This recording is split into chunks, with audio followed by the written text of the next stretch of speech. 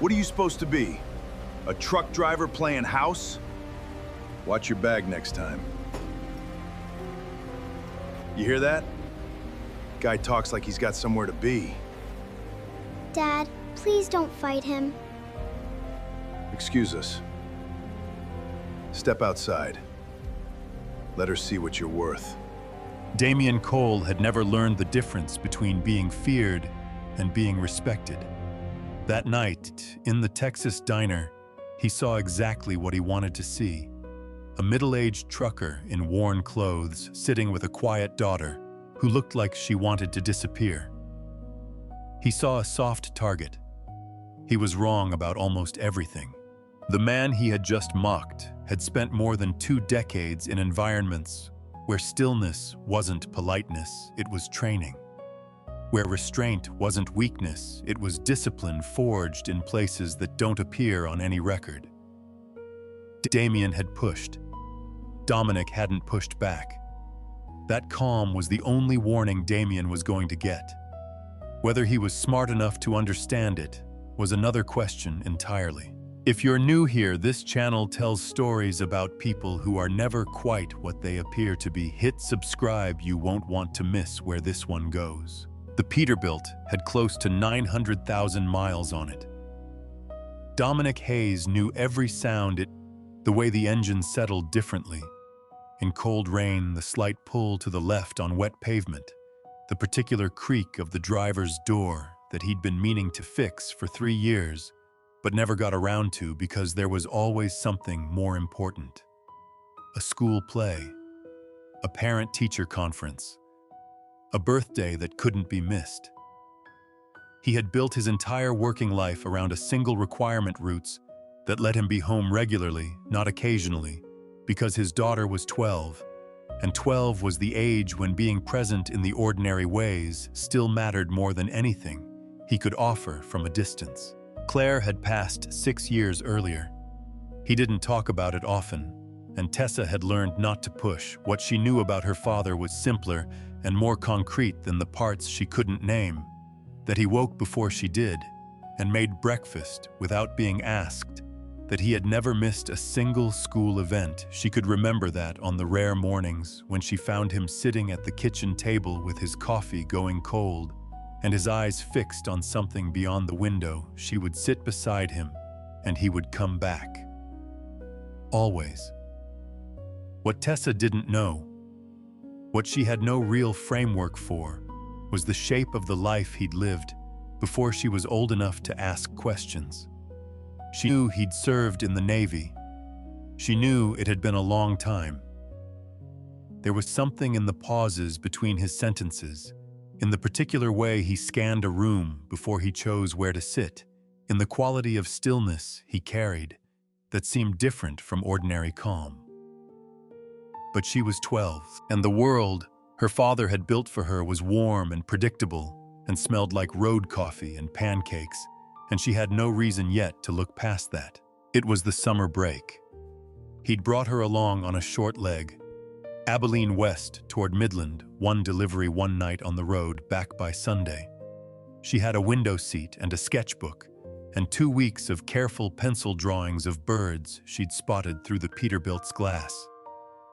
She was in the middle of telling him about a girl named Jordan who had said something unfair about a group project when the door of the diner opened and 3 men came in from the rain. The tallest one entered first. He moved the way people moved when they had learned through years of being the most physically dominant person in whatever room they occupied, that spaces adjusted for them, that conversations quieted, that eyes tracked them, that the general atmosphere of a place shifted slightly upon their arrival. Damian Cole was 28 years old, 6 feet 2, and built in the specific proportions that made his profession legible to anyone who paid attention to that world. He held a record of 15 victories and 0 losses across 4 years of professional MMA competition. His gym in San Antonio had close to 200 members, and his name had started appearing in the kinds of conversations that preceded significant promotional deals. Behind him, Leon and Brad moved with the practiced ease of men who had spent enough time in someone else's orbit that they'd stopped questioning the direction they were traveling.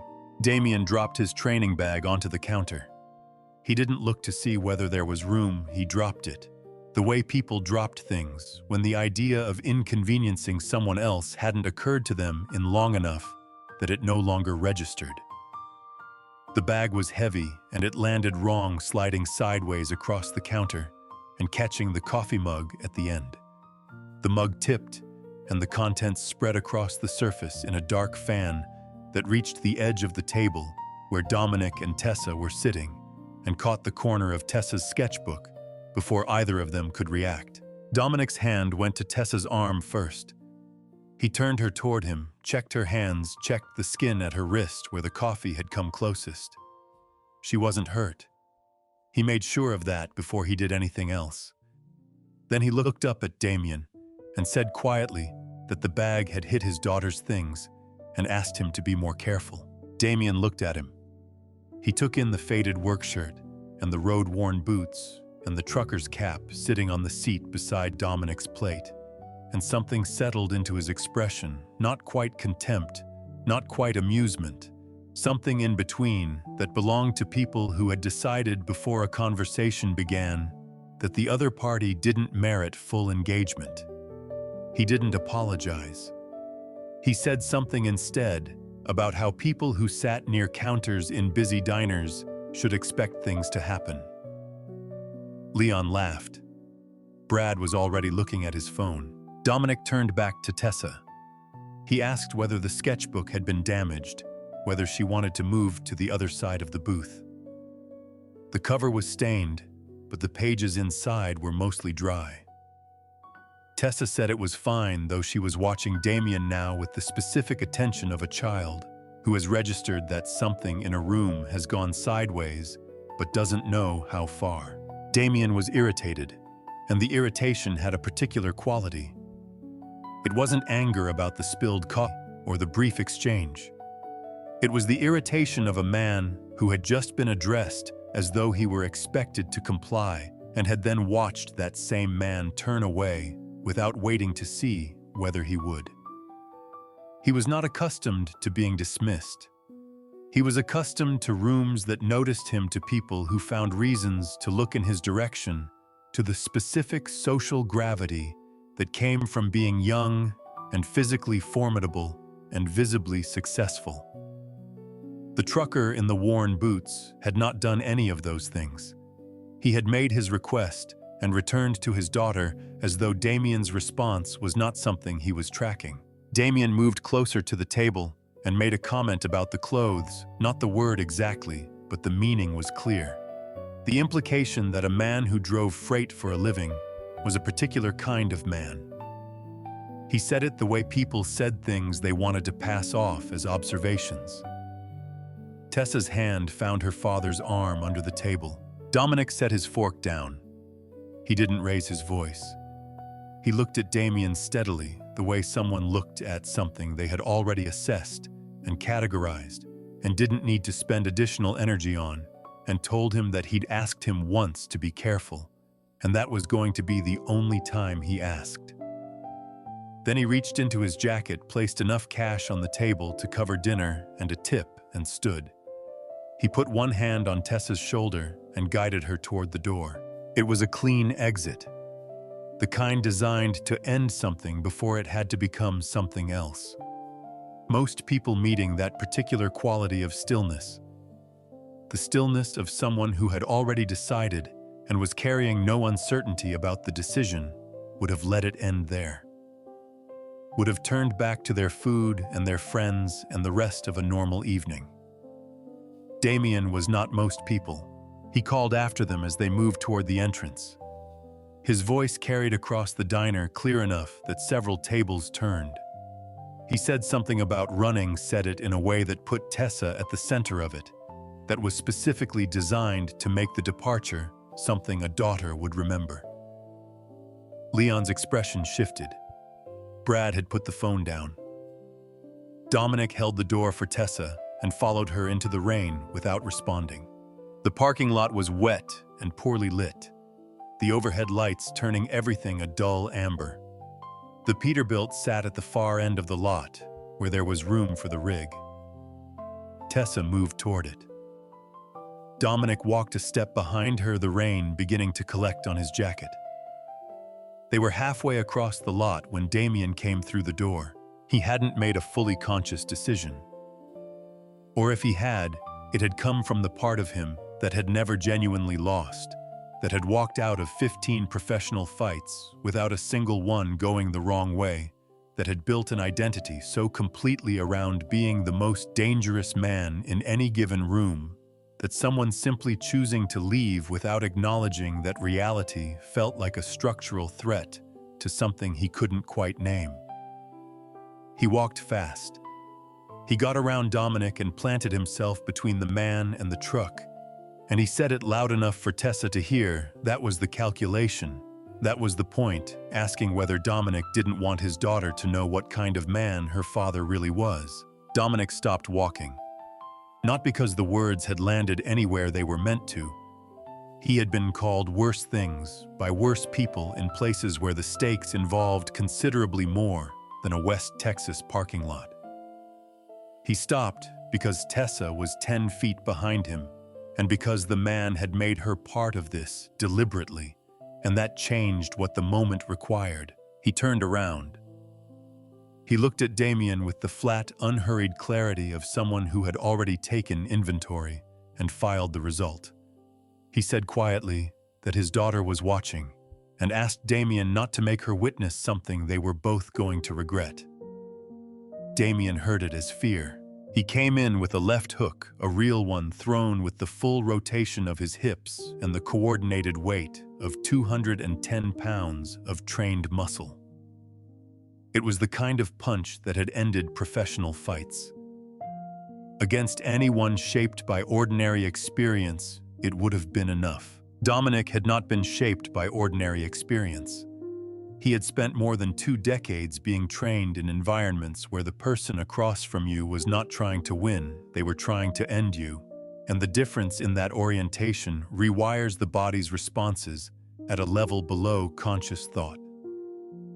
He read the setup of Damien's shoulder in the fraction of a second before the hook completed. Instead of retreating, he stepped inside the arc, into the space where the punch carried no real force. And what followed was not a fight in any recognizable sense. There was no exchange, no back and forth. Damien's balance broke before he understood it was breaking. He went face down onto the wet pavement. Dominic was behind him, controlling the arm, the weight distributed with the settled precision of someone performing a task they had done so many times, it no longer required thought. He had the arm locked. He could feel the joint at its limit. 1 additional pound of pressure in the right direction would produce damage that would take months to repair and might never fully reverse. The choice was entirely his. He didn't take it. He said one word. Tap. For a moment, Damien's whole body resisted every competitive instinct, every reflex built from 15 undefeated bouts, every piece of identity he had assembled over 28 years, telling him that this was simply not something that could be happening. Then his right hand came down against the wet pavement. Once. A second time. Dominic released him and stood. He didn't speak. He didn't look at Leon or Brad, who were standing near the diner entrance in the particular stillness of men who had watched something move in a direction they didn't expect. He walked back to Tessa, who had her sketchbook pressed against her chest, rain on her face and eyes that were trying to reconcile the man on the ground with the father she had known every day of her life. He asked if she was all right. She nodded without speaking, and he guided her the rest of the way to the Peterbilt. He helped her up into the passenger side, came around to the driver's door, and got in. He started the engine. The wipers came on and cleared the glass, and the diner fell away in the side mirrors as he pulled onto the access road. Tessa sat quietly for several minutes, the sketchbook in her lap. Then she told him she hadn't known he could do that. Dominic merged onto the interstate and settled into the right lane. The rain had thickened, and the road ahead was a long, straight line of wet asphalt going west into the dark. He said that he had learned it a long time ago and that he hoped she wouldn't have to think too much about it. She asked what he meant by that. He said that being capable of something and needing to use it were two very different things, and that most of the time the second one never came up if you handled the first one correctly. Tessa looked at her father's profile, the face she had known her whole life, the hands easy on the wheel. The same man who made her breakfast and came to her school plays and sat with her at kitchen tables in the early morning, and she said nothing more. The truck moved west through the rain, and somewhere behind them, in a parking lot off Interstate 20, Damian Cole was getting to his feet for the first time in 15 fights, trying to understand what had just been done to him and by whom. The days after the diner were the worst. Damian Cole had experienced in years, and the pain in his shoulder was only a small part of it. He could manage pain. He had built his professional life around managing pain, around pushing through it, training past it, using it as confirmation that the work was real. What he could not manage and what followed him from the moment he woke up until the moment he finally went to sleep each night was the image of the wet parking lot and the single word that had come out of that encounter. Tap. His own hand against the asphalt. His own voice somewhere in his body issuing the signal that ended it. He had made that sound 15 times in training over 4 years, always controlled, always a tactical choice, always in a room where he could stand up afterward, and the meaning of it would dissolve back into the normal business of preparation. This time it had not dissolved. It was still there every morning when he walked into his gym, and his members looked at him, and he looked back at them, and he could not fully tell what they saw. Leon and Brad had not said a word to anyone. He knew that. He had made sure of it in the first conversation he had with them afterward, and they had agreed quickly, which told him that they were as unsettled as he was. But agreement was not the same as forgetting, and the problem with people who witnessed something they weren't supposed to witness was that the knowledge sat in the room with them whether they spoke it or not.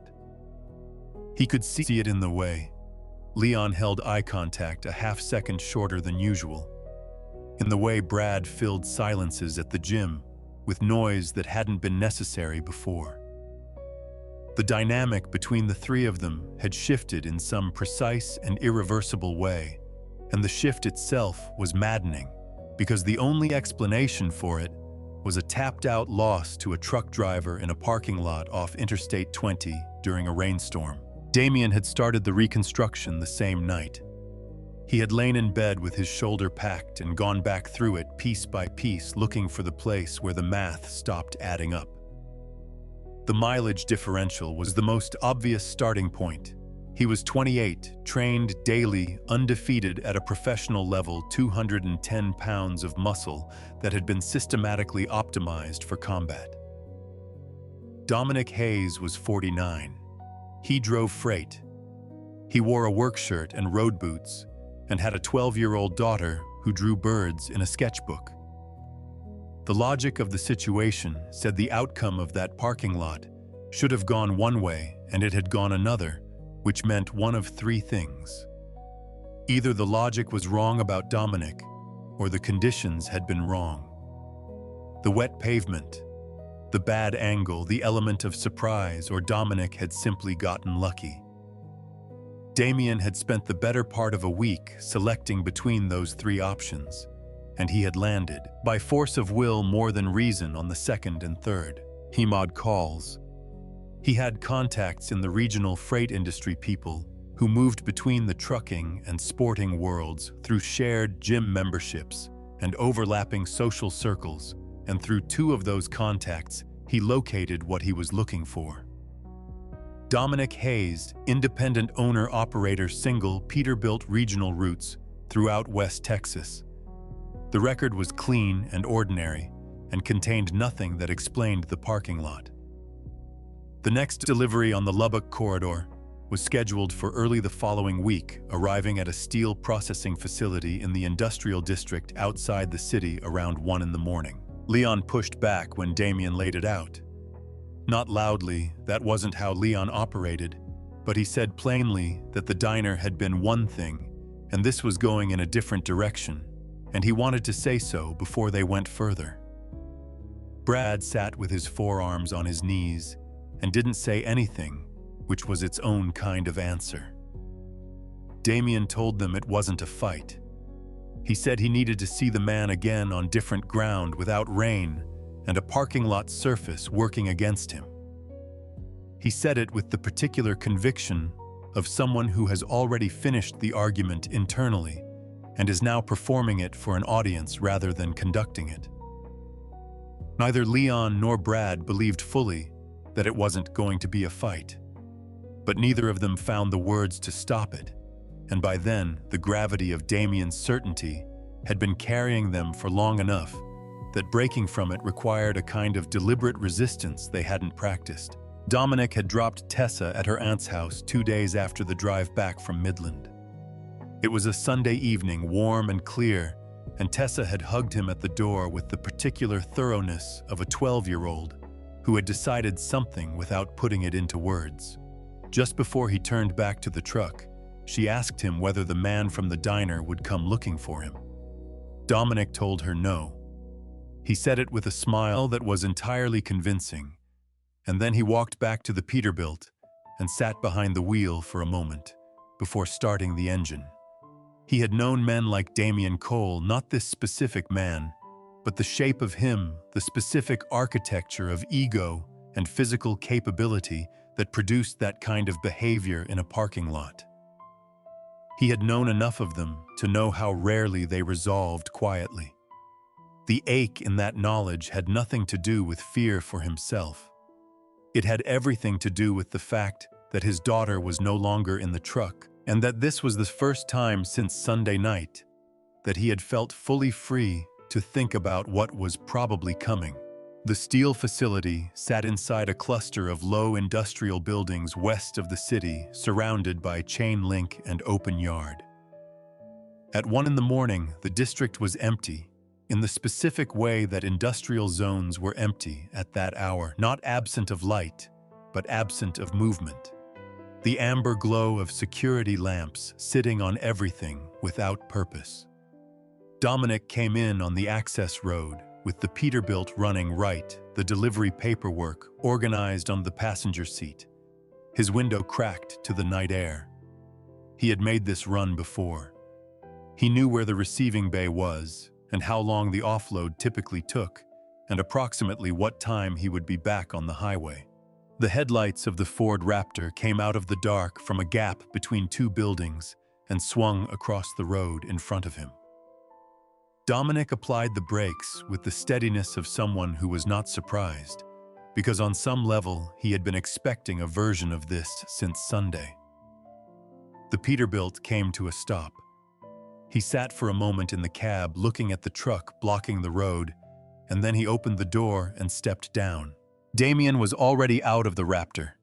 He came around the front of it without rushing, and Leon and Brad came out of the passenger side, and in the flat industrial light, Dominic could see what they were carrying. The flashlights were heavy, the solid aluminum kind, long enough that the weight in a swing would carry real consequence. This was no longer the parking lot outside a diner. This had been organized. Someone had found his route, his schedule, his destination. The gap between what Damien had let himself become and what he had been willing to do to get here was no longer something that could be attributed to a bad night and a short temper. Damien said it loud in the open air, no rain, now no wet pavement, 3 against 1 and no little girl watching. He said it like a man presenting evidence that something had been proven wrong and was about to be corrected. Dominic took off his cap and set it on the step of the Peterbilt. He had made a choice at the diner to be a particular kind of man for his daughter, and that choice had been the right one. and he did not regret it. But the parameters of the situation had changed completely. Tessa was safe at her aunt's house. The three men across from him had done the planning and the travel and arrived here with weapons and intent. Whatever obligation he had to model restraint for a 12-year-old who was watching, he had discharged it. What remained was simpler. The tiredness left his face. Something else replaced it. Not aggression, not excitement, just clarity. The particular kind that came from knowing exactly what you were doing and having done it enough times that the procedural elements no longer required conscious attention. Brad came first, and the honest reason was that he was trying to perform rather than act. He wanted Damien to see him commit, so he committed early and without the discipline that genuine commitment required. He swung the flashlight in a wide arc aimed at Dominic's head, a powerful swing with real weight behind it. But the arc was wide, which meant there was a moment brief and available only to someone trained to see it, where the weapon was extended and the body behind it was open. Dominic did not move backward. He moved forward, and to the inside, which was the counterintuitive response, the one Brad had no reference point for, because nothing in Brad's experience had prepared him to deal with someone who treated an incoming swing as an invitation to close distance. The grip came off the flashlight. A short, controlled movement brought Brad's center of gravity past recoverable, and Dominic guided him down, not through him, guided him, with the care of someone who had chosen the outcome in advance. Brad went to his knees and then onto his side, and he stayed there, not because he was unconscious, but because every instinct in his body was telling him that the man standing over him had made a very deliberate choice not to do more, and that moving might renegotiate that choice. Leon watched it happen. He was standing 8 feet away with the second flashlight hanging at his side, and he looked at Brad on the ground, and he looked at Dominic, and something in him that had been silently objecting for the better part of a week finally reached the surface. He set the flashlight on the ground. He said he was done, 2 words quiet, almost conversational. Then he looked at Damien, and there was something in the look that was not apology and not accusation. Just a kind of blunt honesty that the situation had finally forced out of him. He said he hadn't signed up for whatever this actually was. He walked backward until he reached the side of the Raptor and sat down against the wheel well. Damien stood alone. He had come here with a theory that the parking lot had been weather and bad luck, and an angle he hadn't anticipated that, on fair ground. With clear conditions, the math would correct itself. He came at Dominic now with everything the theory required of him, and what happened instead was something worse than losing. Dominic didn't fight him the way a fighter fought. He absorbed and redirected, moved with Damien's force rather than against it, turned each committed attack into a problem of geometry and weight distribution. When Damien grabbed for a clinch against the side of the Peterbilt, Dominic let him get it and then rotated, and suddenly Damien's right arm was extended behind him at an angle his own body was working against. The lock was total. Dominic held it with the settled stillness of someone who had done exactly this in exactly this way more times than he could usefully count. He did not crank the arm. He held it at the threshold, enough pressure to make the joint's limits fully felt, not enough to decide on damage. This was a choice he had made consciously in the fraction of a second when it became available, and it was the same choice he had made in the parking lot. He had decided already on the outcome he wanted. Damien's destruction was not part of it. What Damien did next was the thing Dominic could not fully control. His competitive nervous system, 15 fights worth of reflex and reaction. The deep conditioning of someone who had never genuinely been cornered, fired before his rational mind could intervene. He wrenched. Not a tactical move, not a calculated attempt to create space, just a raw pull driven by something in him that could not process the existence of the lock. The ligaments and tendons in his right hand gave way under the torque of his own resistance. Dominic felt it happen and released the hold immediately, but the damage was done before the release produced entirely by the force of Damien's own attempt to escape something that had no escape. Damien went to one knee. He gripped his right hand with his left and held it against his chest, and the color left his face in a way that had nothing to do with stubbornness. The hand was already swelling. Dominic stood in the amber light of the industrial yard, breathing, normally not marking the moment in any visible way. Then the sirens came. 3 patrol cars swung into the access road, with their lights cutting the dark, and in their headlights, the scene arranged itself. Brad on the ground, Leon against the wheel, Damien kneeling with his injured hand, and Dominic standing beside the Peterbilt, with no visible damage worth mentioning. Damien looked up at the lights and made his calculation in the seconds he had before doors opened. He said loudly and clearly that Dominic had attacked them. He said it with the conviction of someone who had decided that if he could not win the physical confrontation, he would shift the terrain to the narrative one where the numbers were better, and the optics, one older trucker against 3 younger athletes, might carry him through. The officers fanned out with weapons drawn and gave their orders. Dominic raised his hands and complied with no variation, no hesitation, the way someone complied who had practice with the protocol and no anxiety about the process. One of the patrol cars was the last to arrive, and the man who stepped out of it moved differently from the others. He was older than the responding officers, and he walked with the unhurried authority of someone whose rank had been settled long enough that he'd stopped performing it. Captain Thomas Mercer covered the distance across the yard at his own pace, and when he got close enough to see the man standing with his hands up beside the Peterbilt, he stopped. He covered the remaining distance and stood in front of Dominic and lowered his own weapon and stood straight. Then he brought his right hand up in a military salute, formal and clean, and said the name with the weight of someone who had once operated under that rank and had never fully stopped carrying it. Commander Hayes. Dominic looked at him for a moment, with something that might have been the faintest version of a smile.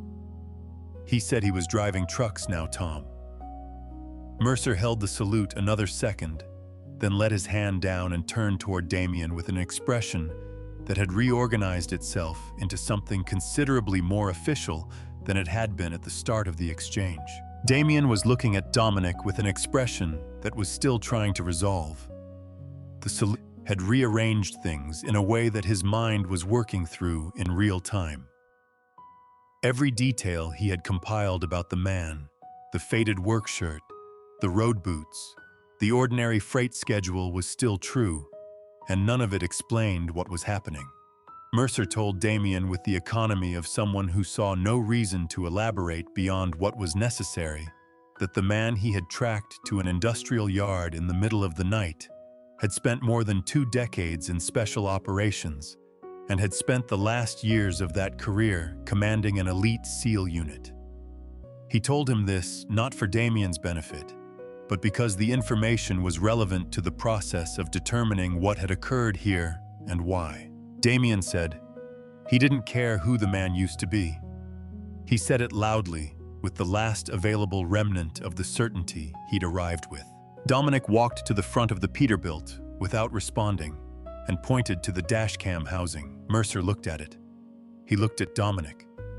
Then he looked at Damien, and the expression on Damien's face shifted as he followed the logic to its end, because he knew even before anyone accessed the footage what a dashcam on an owner-operator's truck was built to capture and how long it had been running. The camera had been running since before the Raptor came out of the dark. It had captured the truck blocking the road, the 3 men stepping out the flashlights. Damien's voice laying out the terms of what he'd come to do. The sequence of events was not ambiguous. The responding officers began moving through their procedures. Brad was helped to a sitting position and assessed. Leon answered every question asked of him in full. The Raptor's keys were collected as evidence. Damien's wrists came together behind him, and the cuffs went on, and he stood in the industrial light with his injured hand and his undefeated record, and every plan he had constructed over the past week, now fully exhausted. Dominic looked at none of it. He turned to Mercer and asked in the same tone he might have used to check a weather forecast whether he was going to be able to get the delivery offloaded before morning. Mercer said he thought they could make that work. Damien heard the question and stood very still. The man whose life he had just spent a week reorganizing around the project of confronting had asked as his first concern about a freight delivery. The triviality of it, the complete absence in it of any acknowledgement that Damien Cole or this night, or any of it, had registered as something significant, did more damage than any physical outcome could have produced. Because what it meant was undeniable.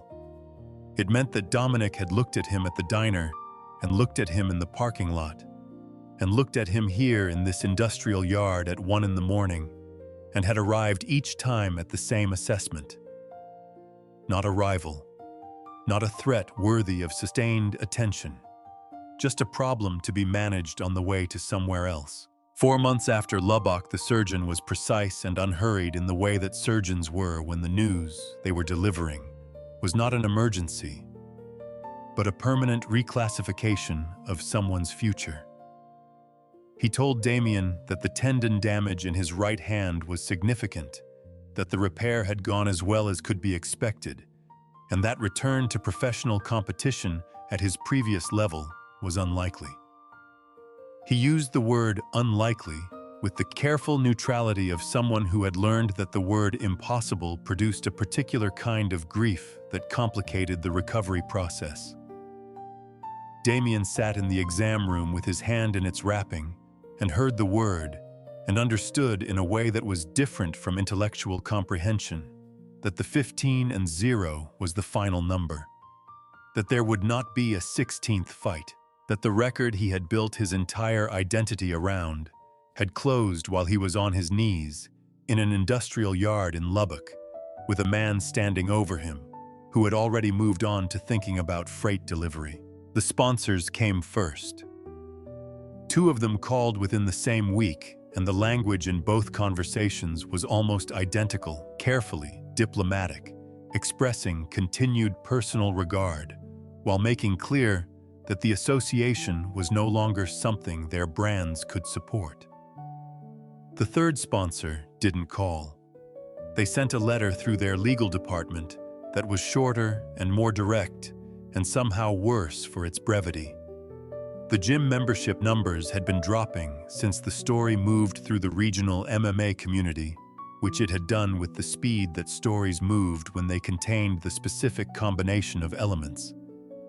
This one contained an undefeated record, a truck stop, diner, a parking lot in the rain, and a man who had asked for a tap and received one. No one needed to embellish it. The facts were already structured like something designed to travel. Leon came by the gym once in the weeks after. He sat across from Damien in the small office near the back and said what he had come to say, which was that he was sorry for the parts he had played in getting them to Lubbock, and that he was going to move to his brother's place in Dallas for a while and train somewhere new. He said it without apology for the decision itself, only for the earlier choices. Damien told him he understood. He meant it, which surprised him slightly. Brad had not come. That was also something Damien understood. Dominic had the option to make the legal consequences considerably worse. His attorney had made this clear in their first consultation. The dashcam footage was unambiguous. The testimony of a cooperative witness was available, and the charge structure could be expanded in ways that would resolve the question of Damien's freedom for a meaningful period. Dominic had chosen not to pursue that route. He had said through counsel that he was satisfied with Damien accepting full accountability for what had occurred and with the civil resolution that followed. When Mercer had asked him at the scene why he was inclined toward restraint, given the circumstances, Dominic had told him that he had a daughter who was learning how adults behaved by watching him, and that he did not want to teach her that justice and punishment were the same thing. That answer sat at the center of everything. Tessa had not made Dominic softer. She had made him more deliberate about when force was necessary, about what restraint communicated, about the difference between power exercised for its own satisfaction and power exercised because the situation genuinely required it. He had spent more than 2 decades in work that demanded the first kind of precision, and coming home to a daughter who was watching had given that precision somewhere new to apply. 6 months after the night, in Lubbock, Damien was still running what remained of the gym. He had sold the main training floor and 3 of the 4 equipment rooms to cover the legal fees and the civil settlement. What he kept was the back section, a padded room, a heavy bag, a modest mat area which he had begun offering free to teenagers from the lower-income neighborhoods north of the highway. It had not started as a program with a name or a structure.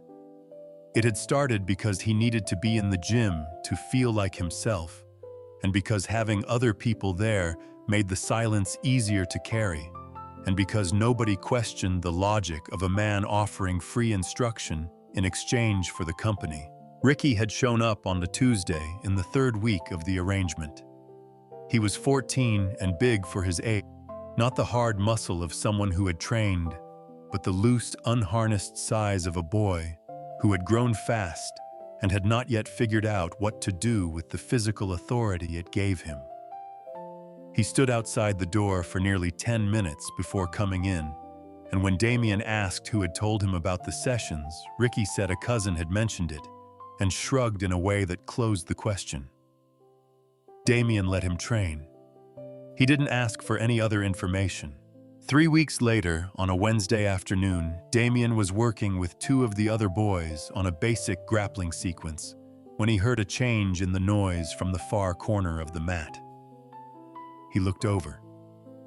Ricky was standing over a smaller kid, 13 slight, had been coming for 2 weeks, with his shoulders squared and his chin up and his voice low in a register that didn't need to be loud because the size differential made it loud enough on its own. I wasn't hitting. He was doing what Damien had done in diners and parking lots and 100 ordinary social situations, using the physical fact of himself to compress the space around someone smaller until that someone felt the pressure without being touched. Damien crossed the mat and told Ricky to step outside with him. They stood in the narrow corridor between the mat room and the back exit, and Damien looked at the boy for a long moment before he said anything. The question he finally asked was not what he'd planned to ask when he started crossing the room. He had started crossing the room with a correction in mind, a rule, a consequence, a boundary statement. What came out instead was something he had not prepared. He asked Ricky whether he wanted people to be afraid of him, or whether he wanted them to trust him. Ricky looked at him with the particular expression of a teenager who has been asked a question that doesn't fit the shape of the conversation he expected, and he didn't answer.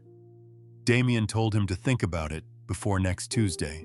I went home that evening and sat in his car in the parking lot of his apartment building for a long time. The question he had asked Ricky was not one he had invented.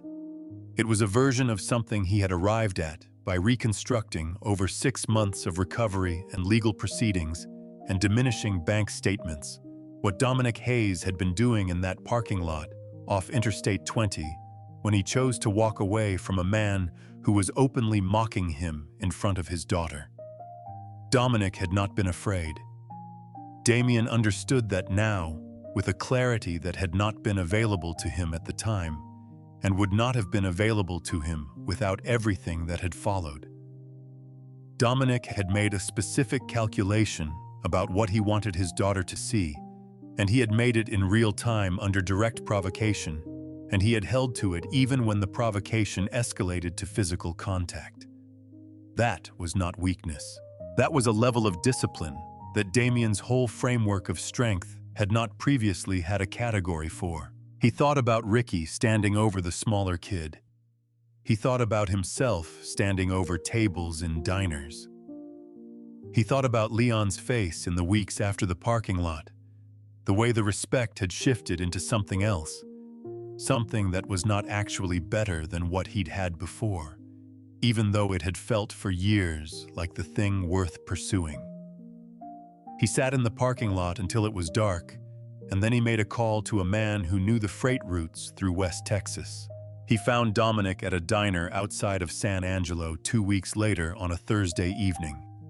It was a different diner from the one off Interstate 20, but the same general architecture: linoleum yellow light, coffee in heavy mugs, the particular quiet of a place that served people who were passing through rather than arriving. Dominic was at a corner table with his back to the wall and his cap on the seat beside him, and a meal he had barely touched. He looked up when Damien came through the door, and the assessment that moved through his expression was quick and complete. His hands stayed where they were on the table. Damien stopped several feet away and raised both hands, the left flat, and opened the right, showing the surgical scar along the base of the palm and the slight irregularity in the way the fingers rested. He said he wasn't there to fight. He said it simply, without performance, and then he stood and waited for Dominic to make a decision. Dominic looked at him for a long moment, and then nodded once at the seat across from him. Damien sat down. He put his right hand on the table where it was visible. He looked at it for a moment, at the scar and the slightly reduced grip that the physical therapist said was probably permanent, and then he looked up at Dominic and said that he had come to thank him. Dominic's expression did not change significantly, but something in it adjusted a slight recalibration, as though he had prepared for several possible versions of this conversation, and this one required a different configuration. Damien told him what the past months had looked like from the inside. Not for sympathy, he was careful about that, careful to present it as information rather than a claim on anything. He said that he had spent years understanding the black belt and the record as evidence of something about his worth as a person, and that the problem with that understanding was that it had no logical boundary. If the belt and the record were what made him valuable, then anything that threatened them threatened everything, which was why a spilled coffee mug in a Texas diner had felt like something that required a response, and why a parking lot loss had felt like something that required correction, and why he had driven to Lubbock with 2 friends and aluminum flashlights to find a man who had never wanted anything from him except to be left alone. He said that if he had gone to Lubbock and found someone carrying a gun instead of someone who had been trained for 20 years in environments where guns were standard equipment, he would probably be dead. He said that if he had continued in the direction he was traveling, he would eventually have done something to someone who was simply less capable than Dominic of controlling the outcome, and the result of that would not have been a scar on his hand. Dominic listened to all of it without interrupting. When Damien was finished, the silence between them was not uncomfortable in the way silences were uncomfortable when neither party knew what to say. It was the silence of someone taking something in and deciding how to respond to the version of it that was actually true.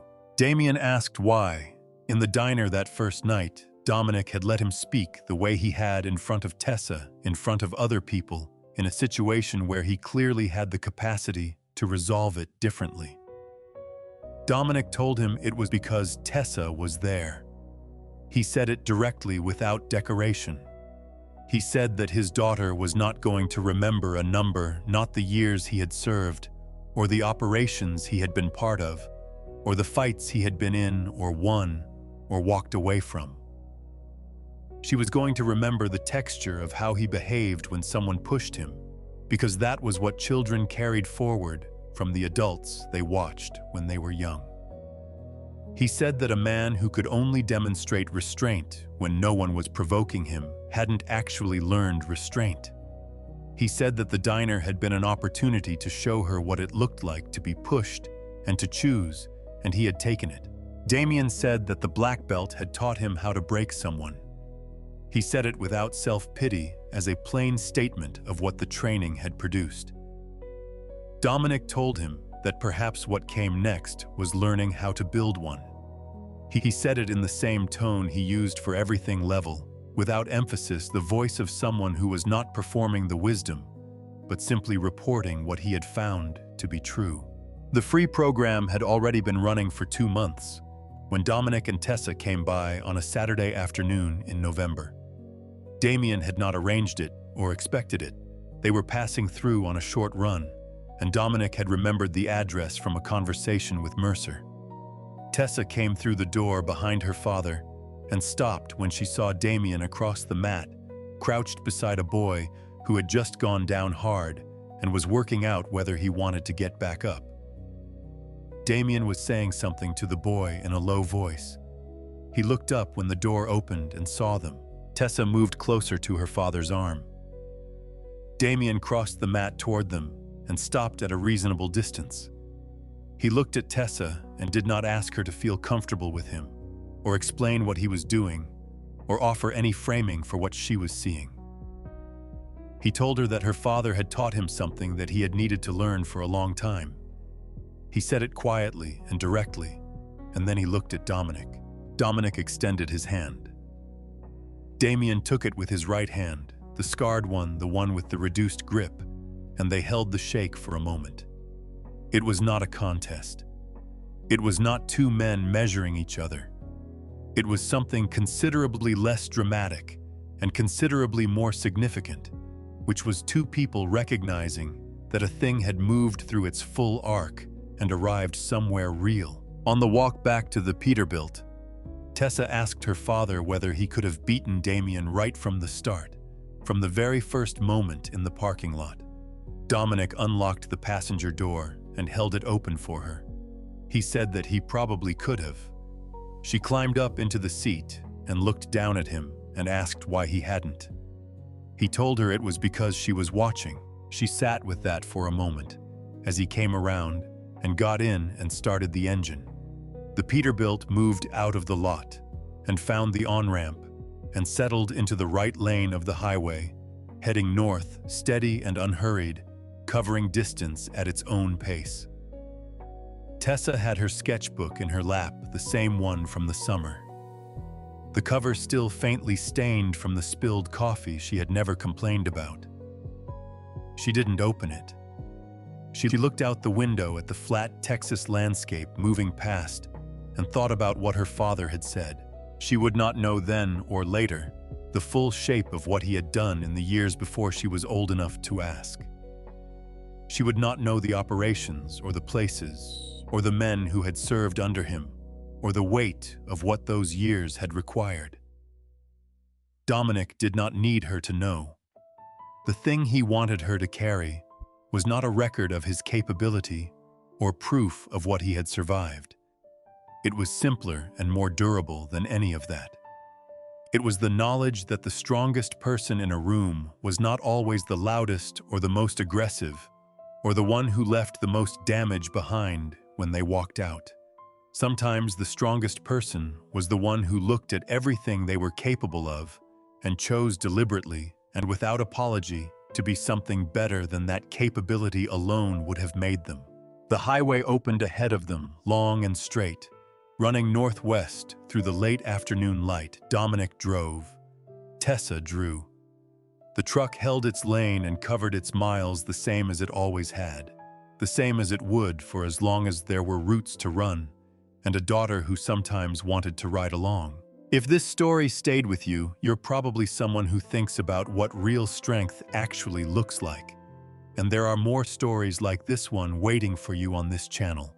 Subscribe and we'll see you in the next one.